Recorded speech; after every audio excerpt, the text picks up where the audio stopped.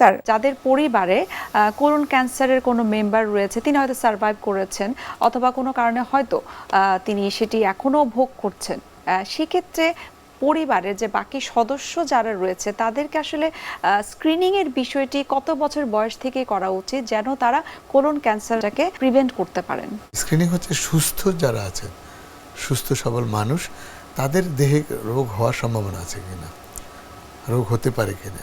যেমন যাদের ফ্যামিলিতে ক্যান্সার আছে তাদের একটা সম্ভাবনা থাকে, যাদের লাইফস্টাইল নেই, ব্যাড হ্যাবিট আছে, অ্যালকোহল, স্মোকিং বা খাদ্যাভ্যাসে ওবেসিটি, এইসব মিলে যাদের, তারা এই আওতায় চলে আসতে হবে, স্ক্রিনিংয়ে আওতায় আসতে হবে। তাদেরকে আমরা মানে রুটিন কিছু টেস্ট করব, এই টেস্ট করে আমরা তার দেখে নেব যে সব কিছু ঠিক আছে।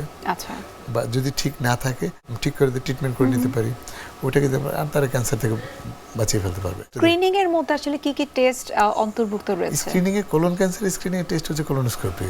আচ্ছা, কোলোনোস্কোপি করে আমরা অনেক ওবিটি করি, স্টুলের সাথে তার ব্লাড যায় কিনা এটা দেখার জন্য।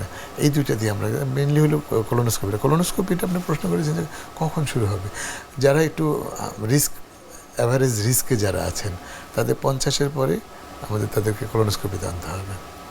কোলোনোস্কোপিতে আমরা তাদেরকে নিয়ে আসবো। আর যারা যাদের ফ্যামিলিতে ক্যান্সার আছে তাদের সূত্রটা হচ্ছে যে তার ফ্যামিলির সর্বকনিষ্ঠ যার ছিল, সাপোজ তার ফ্যামিলিতে ছিল 40 বছরের যে কনিষ্ঠ বান্ধব যে কোলন ক্যান্সার হয়েছিল, তার 10 বছর আগে 30 বছর থেকে পরে অন্যান্যদের কোলোনোস্কোপি করতে হবে এবং ইয়ারলি করতে হবে। কারণ তার ভিতরে শুরু হয় একটা পলিপ দিয়ে, পলিপটা আমি কেটে ফেলি, পলিপেক্টমি করে দিই, পলিপেক্টমি করে দিয়ে সে রিস্ক ফ্রি হয়ে যাবে। আচ্ছা, এইটা হচ্ছে এই যে স্ক্রিনিং করে ফার্স্ট ওয়ার্ল্ডে ক্যান্সারে রিডিউস করে ফেলছে। যদি কোনো ব্যক্তির কোলন ক্যান্সার ডায়াগনোসিস হয়ে যায় তখন আসলে কোন কোন পদ্ধতির মাধ্যমে আপনারা ট্রিটমেন্টটা শুরু করেন? এটা ন্যাশনাল মানের ট্রিটমেন্ট হচ্ছে আমাদের দেশে।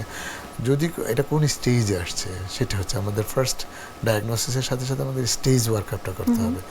স্টেজ ওয়ার্কআপটা যদি আমরা পেয়ে যাই তখন আমরা যদি অ্যাডভান্সড স্টেজ না হলে তাহলে আমরা ফার্স্টে আমরা আপফ্রন্ট সার্জারি আমরা করব। সার্জারির পর কেমোথেরাপি, আবার অনেক সময় কেমোথেরাপিও লাগবে না। যদি T2N0M0 যদি হয়, টিউমার সাইজটা যদি 2 হয়, কোনো নোট 0 হয়, যদি মেটাস্টেসিস না থাকে তাহলে তাকে আমরা অবজারভেশন রাখবো, তাহলে ট্রিটমেন্ট দরকারও পড়বে না। এইটা স্টেজ ওয়াইজ ট্রিটমেন্টের প্ল্যানগুলো।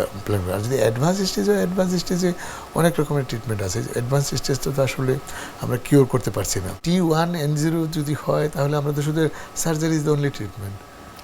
একটা ভালো সার্জারি করতে পারলে, এবং সেই সার্জারিটা অবশ্যই হতে হবে সার্জিক্যাল অনকোলজির মাধ্যমে। কারণ আমাদের একটা বোঝার একটা পার্থক্য আছে। সব মানে জেনারেল সার্জন, আমি উইথ ডিউ রেসপেক্ট, সবাই মনে করে যে আমরা পারি, আমরা এগুলো করি না, এটা না।